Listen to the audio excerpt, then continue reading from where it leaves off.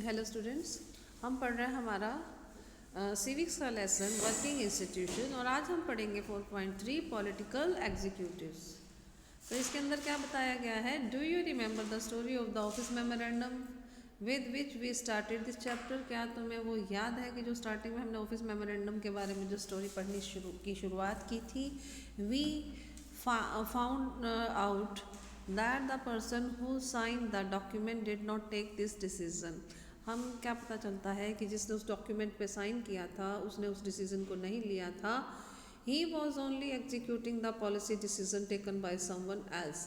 वो सिर्फ उस पॉलिसी को आगे एग्जीक्यूट कर रहा था जिसको कि किसी और जिसका डिसीजन किसी और ने लिया था।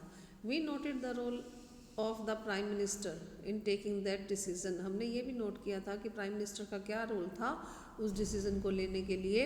But we also know that he could not have taken that decision if he did not have support from Lok Sabha. लेकिन हमें ये भी पता है कि वो डिसीजन ये नहीं ले पाता प्राइम मिनिस्टर अगर उसे लोकसभा का सपोर्ट नहीं मिला होता। इन दैट सेंस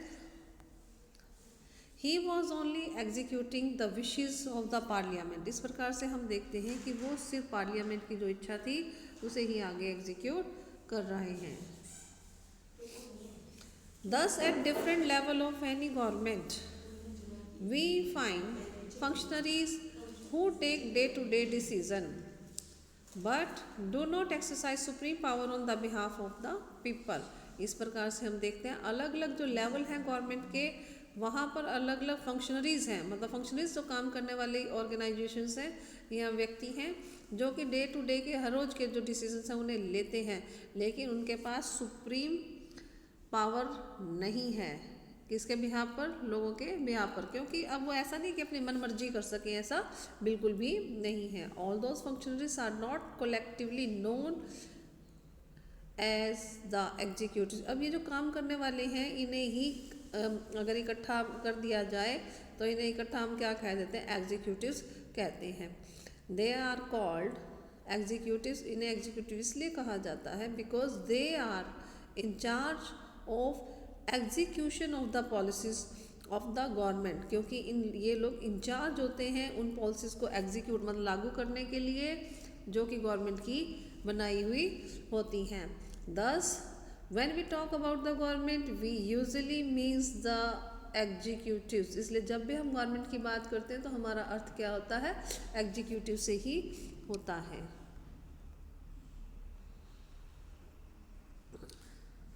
नेक्स्ट है आपका पॉलिटिकल एंड परमानेंट एग्जीक्यूटिव। सब पॉलिटिकल और परमानेंट एग्जीक्यूटिव्स कौन होते हैं? In a democratic country two categories make up the executives.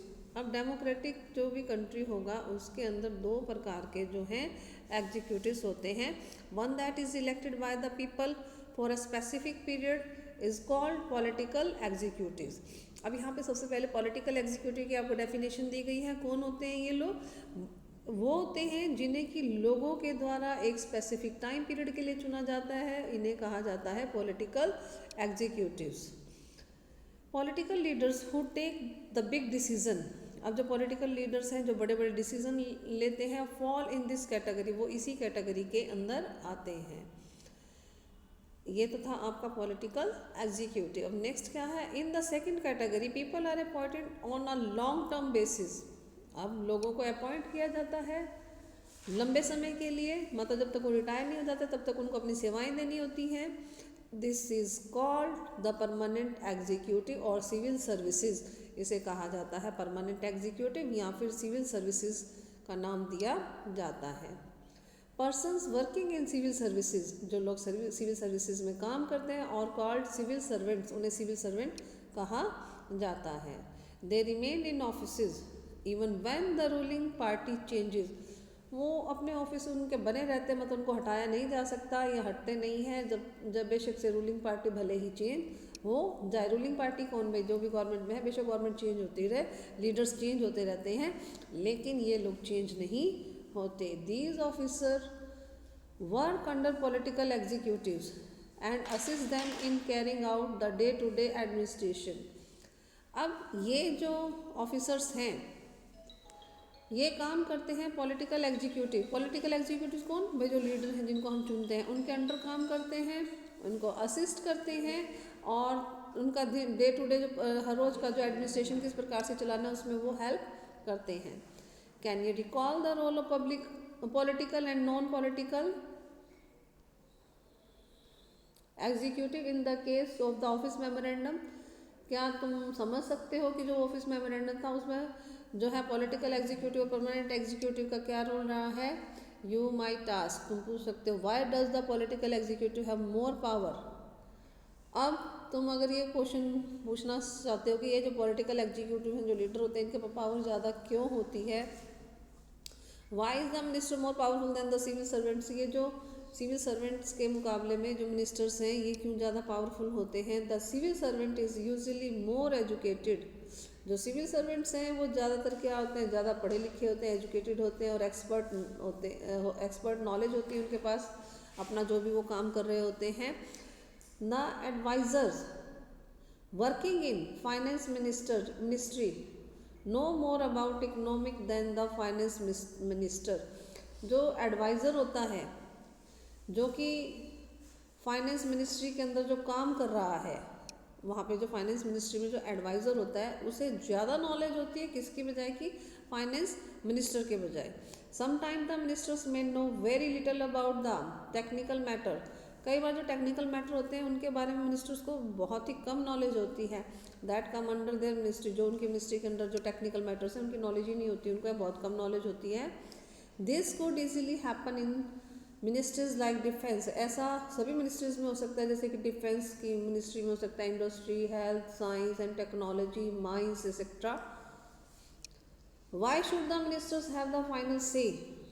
अब मिनिस्टर्स को ही क्यों आखिरी मतलब कि उनकी बात ही मानी जाती है कोई भी मैटर अगर होता है इनसे रिलेटेड, तो जबकि उनको नॉलेज ही नहीं होती इतनी। तो अब यहाँ पे रीज़न क्या बताया है कि रीज़न इज़ वेरी सिंपल। जो कारण है वो बहुत ही सिंपल है। In a democracy the will of the people is supreme. Democracy के अंदर क्या है, जो लोगों की इच्छा है वही क्या होती है, सबसे ऊपर होती है।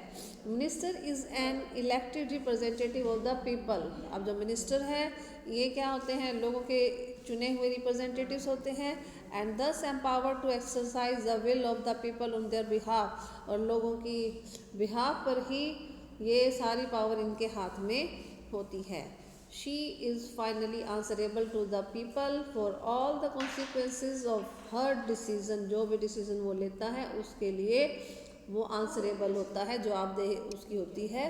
किनको? लोगों को उसको जवाब देना होता है कि जैसे ये डिसीजन क्यों लिया, क्या रीज़न था। ठीक है, that is why the minister take all the final decision. इस वजह से ही ये जो मिनिस्टर्स हैं ये फाइनल डिसीजन लेते हैं। The minister decide that the overall framework and objective in which the decision on the policy should be made.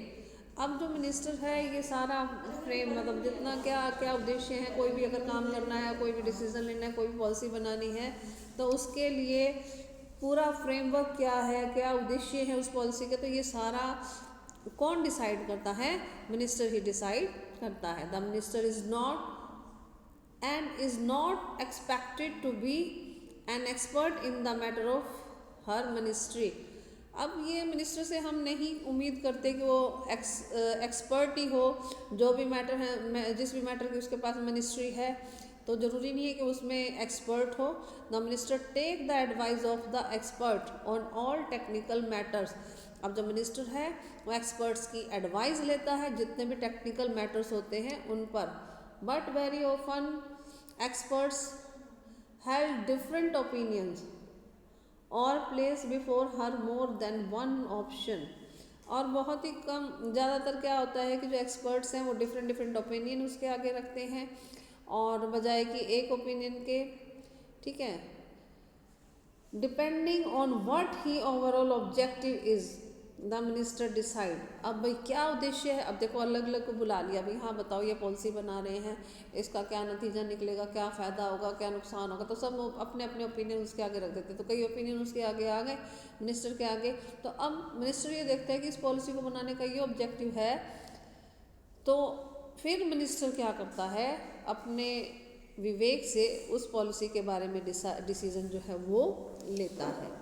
Actually this happen in any large organisation, ऐसा जैसे कि बड़ी बड़ी ऑर्गेनाइजेशंस में भी होता है। Those who understand the overall picture take the most important decision, जिसको कि सारी पिक्चर समझ में आ जाती है वही क्या करता है, सभी इम्पॉर्टेंट डिसीजंस को लेता है। नॉट द एक्सपर्ट, एक्सपर्ट नहीं लेते उस डिसीजन को।